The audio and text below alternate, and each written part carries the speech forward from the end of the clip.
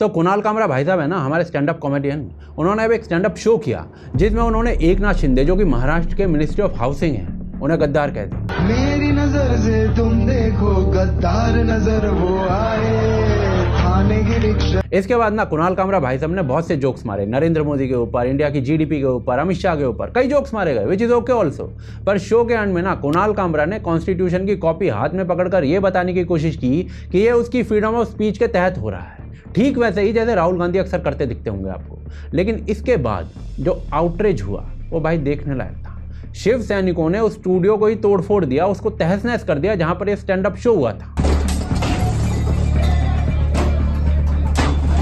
ऊपर से ना स्टूडियो का जो कुछ हिस्सा था वो इलीगल स्ट्रक्चर भी था, उसे भी तोड़ दिया गया है और कुणाल कामरा पर भी एफआईआर हो चुकी है और उसके अरेस्ट की मांग भी की जा रही है। पर इस पूरे इंसिडेंट के बाद से कुणाल कामरा एक तरीके से फरार हो चुका है। वो तमिलनाडु में जाकर बैठ गया है और वहीं से पोस्ट कर रहा है कि भाई मैं अपॉलॉजी नहीं मांगने वाला हूँ। और शिव सैनिक जो हैं वो उसकी गुद्दी नापने का मन बना चुके हैं। वो माफी नहीं मांगेंगे तो हम हमारे स्टाइल से उनको बताएंगे। ये सब चीजें होने के बाद देवेंद्र फडणवीस जो हैं, जो कि महाराष्ट्र के सीएम है इस समय, उन्होंने भी इस इंसिडेंट पर अपना बयान दिया और कहा कि भाई गद्दार कौन है कौन नहीं है ना, वो महाराष्ट्र की जनता ने इलेक्शन से पहले ही बता दिया है कि 2024 के चुनाव में जनता ने निर्णय कर दिया है कौन गद्दार है कौन खुददार है। कुणाल कामरा की जो हिपोक्रेसी है ना वो भी इस पूरे मामले में साफ साफ एक्सपोज हो गई है, क्योंकि जब कंगना रनौत का ऑफिस तोड़ा गया था ना, तब इसी कुणाल कामरा को फ्रीडम ऑफ स्पीच याद नहीं आ रही थी। तब वो इस घटना पर खुश हो रहा था, का मजाक उड़ा रहा था। उसका रिपोर्टिंग सामना में हुआ, उखाड़ दिया, झूठ तो नहीं है ना, तो ठीक है। आपको क्यों दुख हो रहा है? नहीं, मुझे तो दुख नहीं हो रहा है। मैं रिवाइंड फॉरवर्ड करके वीडियो बहुत बार देखा। ठीक है, कर लो आप। दुख नहीं हुआ मेरे को, तो देखते रहो आप। मेरे को अच्छा लगा, अच्छा किया। मतलब स्टूडियो में संजय राउत के साथ बैठकर चाय पानी पीते हुए, गप्पे मारते हुए कंगना रनौत के ऑफिस के तोड़े जाने का ये बंदा मजाक उड़ा रहा था। और साथ में जब कुणाल कामरा ने फ्लाइट में अर्नब गोस्वामी को हरेस्ट किया था, तब अर्नब गोस्वामी की बेसिक राइट्स उसकी कोई परवाह नहीं थी। जब अर्नब गोस्वामी को अरेस्ट किया गया था, तब भी एक ऐसे मजे ले रहा था। Here I'm asking coward Arnab Goswami questions about his journalism.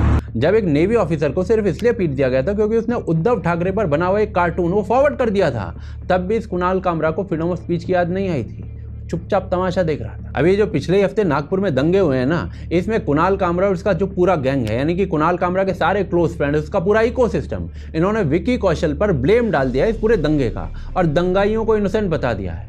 लेकिन आज जब शिव सैनिकों ने कुणाल कामरा को सबक सिखाने की कोशिश किया ना, तब यही Kunal Kamra freedom of speech की आड़ में बचने की कोशिश कर रहा है। क्यों भाई? विक्की कौशल का कोई फ्रीडम ऑफ एक्सप्रेशन नहीं है इंडिया में, और उसने तो कुछ उल्टा सीधा कहा भी नहीं था। उसने तो सिर्फ हमारी हिस्ट्री को एज इट इज स्क्रीन पर दिखाया था। जब नुपुर शर्मा ने हदीस कोट की थी, और वो भी वो हदीस जिसे ना जाने कितनी ही बार जाकिर नायक कोट कर चुका है, तो इस जुबैर ने मिर्च मसाला लगाकर उसको वायरल कर दिया था और इसके बाद सारे के सारे जिहादी नुपुर को मारने पर तुल गए थे।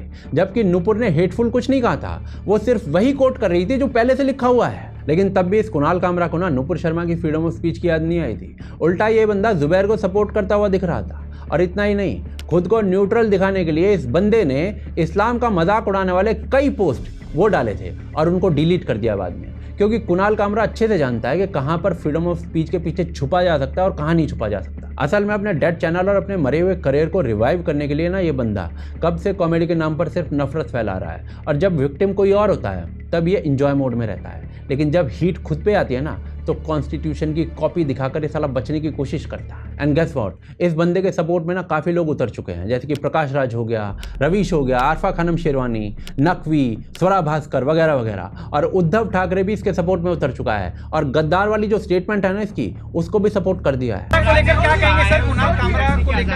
कुणाल कामरा ने, मुझे नहीं लगता कुछ गलत कहा है। गद्दारों को गद्दार करना ये किसी पर हमला करने की बात नहीं है। जो गद्दार है वो गद्दार है। वैसे तो भाई साहब मैं खुद भी इस मत कहूँ कि भाई पॉलिटिशियंस पर, पॉलिटिक्स पर जोक्स का अधिकार होना चाहिए, और कुणाल कामरा के साथ जो हो रहा है ना वो ठीक नहीं हो रहा है। पर इस बंदे ने ना 25 बार दूसरों के साथ गलत किया है, बेकसूरों के घर टूटने पर नाचा है, और अब इसी का कर्मा जो है ना वो इसके सर पे नाच रहा है। शायद इसी को प्रकृति का न्याय कहते हैं।